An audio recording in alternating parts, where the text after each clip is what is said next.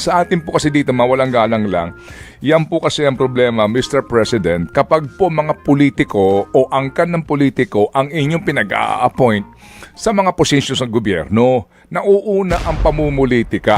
Mawalang galang lang po hindi sa pinupulaan po natin ang itsura, pero ano mapapala ng Pilipinas kung ang pinapangalandakan nyo muna ay yung pagmumuka ng sekretary? Hindi po, but with all due respect, pag pinagkumpara mo yung tourist arrivals nila, Panginoon Diyos ko, ang layo-layo sa atin. Oo. Yan po ang problema ho natin sa ating pong tourism industry.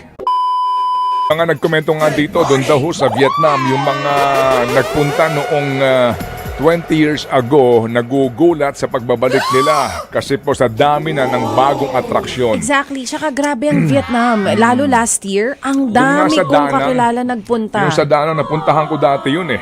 Meron pang isa matagal na. Yung may kamay na,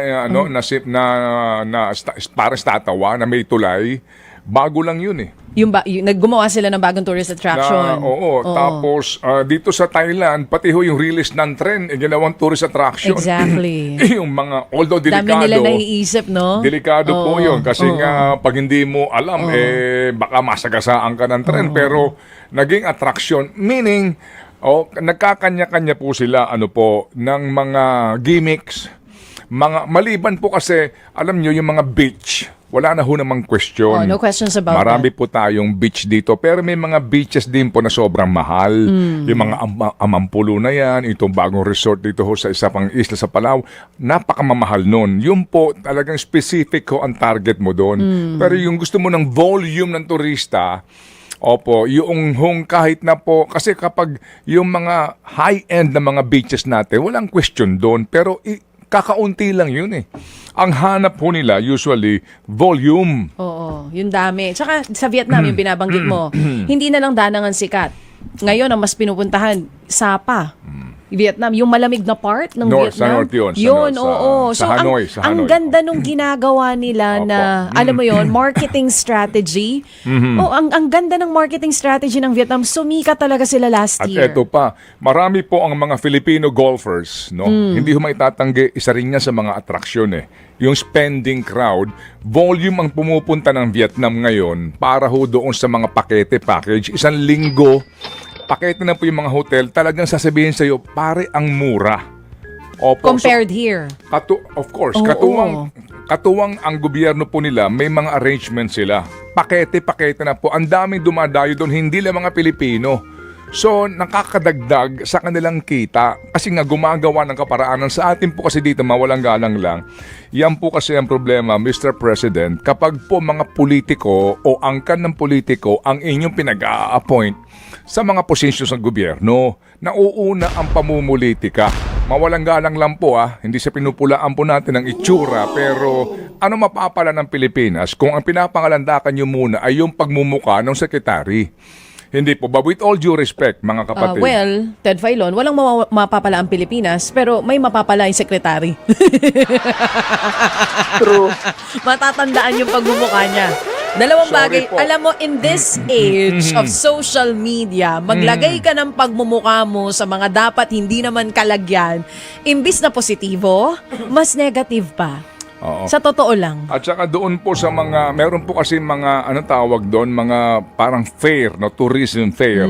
Kahit na pang gastahin mo dyan, dalhin mo buong angkan mo, buong kamag-anak mo, mga barangay kapitan doon sa fair na yan. Kung wala ka naman maiaalok na competitive at bagong atraksyon, hindi ka pa rin pupuntahan.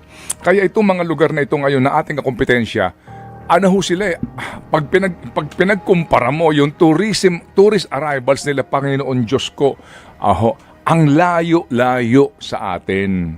Oo. Yan po ang problema ho natin sa ating pong tourism industry, mga kapatid.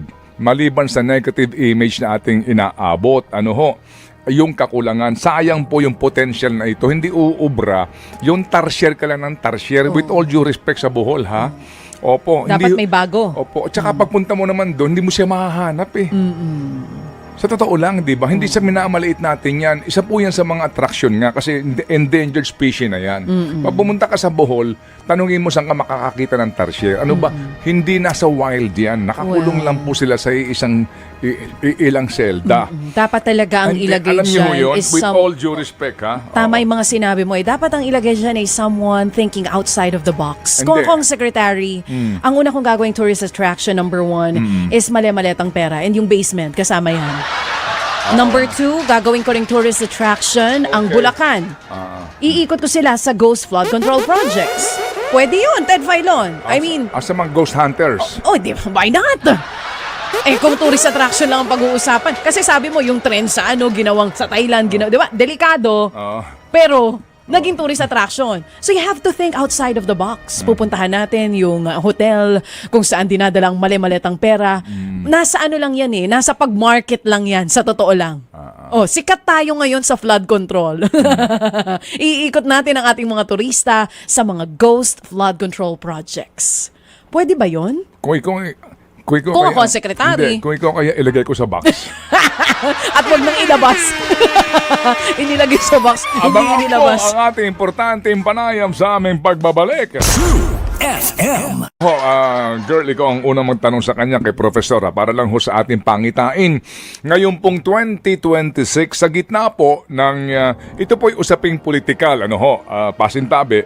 Pero tandaan din po natin na ang ating pong ekonomiya ngayon, ay nakadepende sa takbo ng ating politika. Yan po ang masakit na katotohanan. Maaring sabihin po ng iba nga, ang kagandahan sa atin, resilient so far, no? Pero may mga pangitain na po na kapag hindi nagampanan, nagawa ng gobyerno ang mga dapat na gawin sa usaping politikal at ekonomiya, ito ho make or break itong first 2 quarters ng taon. Ngayon, pag-uusapan natin ano ang effect nito pong mga huling pag-aaral, SWS at Pulse Asia, sa trust at satisfaction ratings na tinamo ng presidente mismo. Malaking bagay yan para po sa ikatatagumpay ng kanyang mga programa at reforma. Subukan po natin kung okay ng ating linya kay Assistant Professor Froilan Calilong, ang isa po sa mga faculty ng UST Political Science Department. Okay, girl. Good morning po, Professor.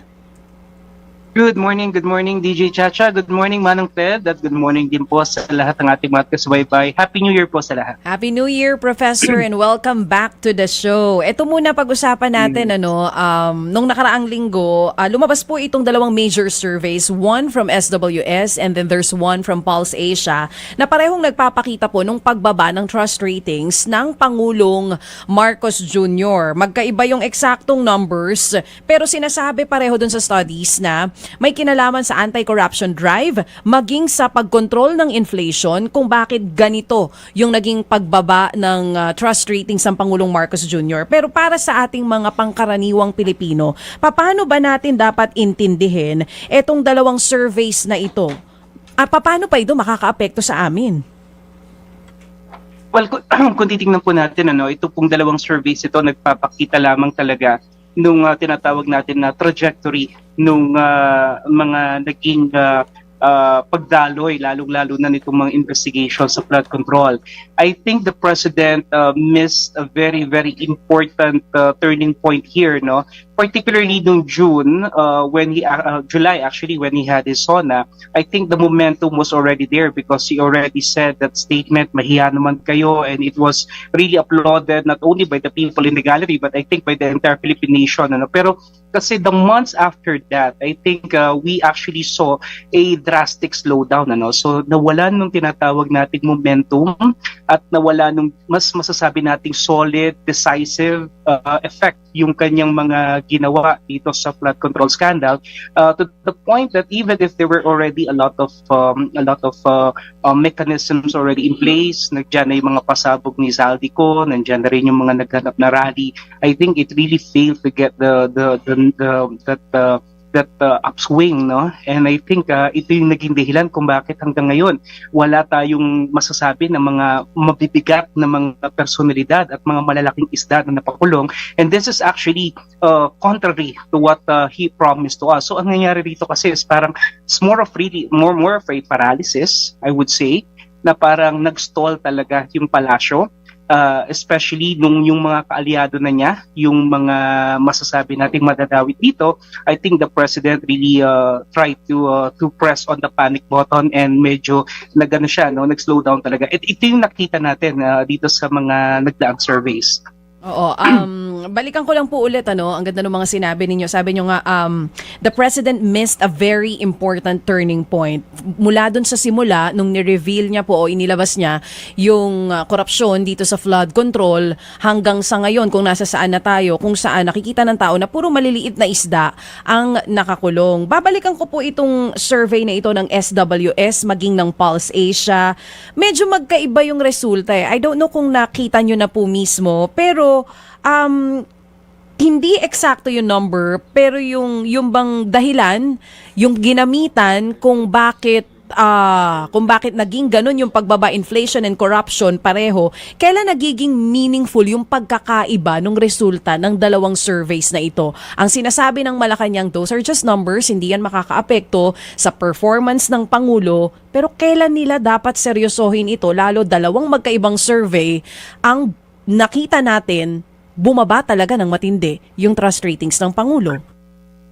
Well, the president can always dispel this surveys as something that is insignificant. But no, the surveys are necessarily guides for better governance and more decisive actions. No, so if the president really wants to salvage whatever political capital is left of him, I think they need to take it seriously. And we need to understand that these are two reputable survey firms. No, talking about the SWS and Pulse Asia. And kung makikita natin, talagang significant yung dip doon sa kanyang survey rankings. So basically, -3 and -14, no? Kung titignan natin yung disparity between the trust and the distrust, basically. So this is really big, and the president cannot just simply brush this aside as something that will not affect his performance, because really, this is a manifestation o sinasalamin nito yung kasalukuyang performance na meron